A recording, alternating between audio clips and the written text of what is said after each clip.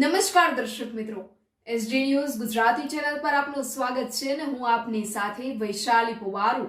કરીશું નજર આજના સમાચારો પર।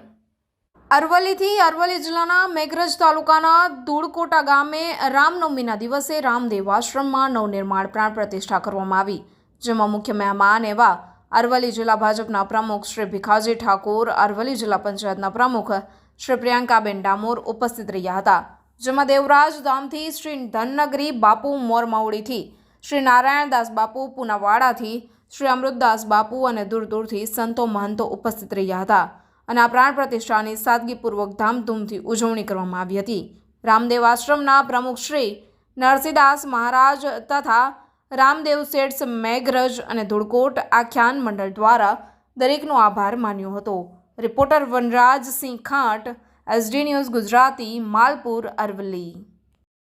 અહીંયા આપણે જે રામદેવ મંડળ તરફથી આપણે આશ્રમનું આયોજન કર્યું હતું, એના સાનિધ્યમાં આપણે 4 શબ્દો કહેવાના છે, તો તમે શું કહેવા માગો છો? આજે ધૂળકોટા બાબા રામદેવ આશ્રમ નામથી અહીંયા એક આશ્રમનું નિર્માણ કરવામાં આવ્યું છે અને આ આશ્રમ નિર્માણમાં દીન દુખીઓની સેવા, વંચિતોને જ્ઞાન આપી અને આર્થિક રીતે, માનસિક રીતે અને શારીરિક રીતે સક્ષમ બને અને એમનું જીવન સુખી અને સંપન્ન સફળ જીવન જીવવાના સિદ્ધાંતો અને એની સાથે જ્ઞાન,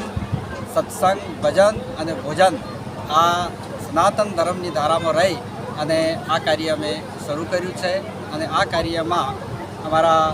અરવલ્લી જિલ્લાના માનનીય ધારાસભ્ય શ્રી પીસી બરંડા સાહેબ,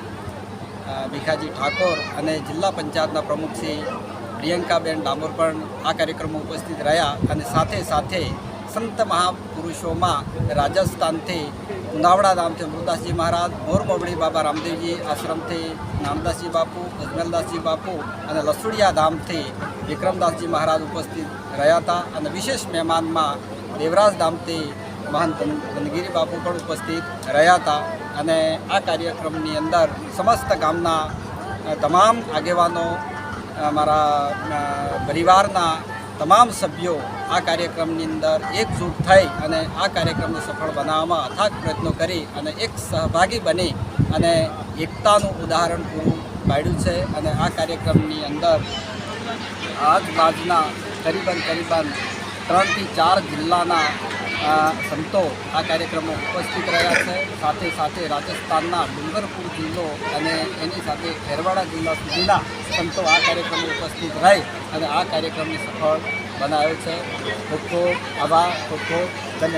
ધન્યવાદ। તો હું એટલું કહેવા માગું છું કે કેટલા દિવસથી તમે આનું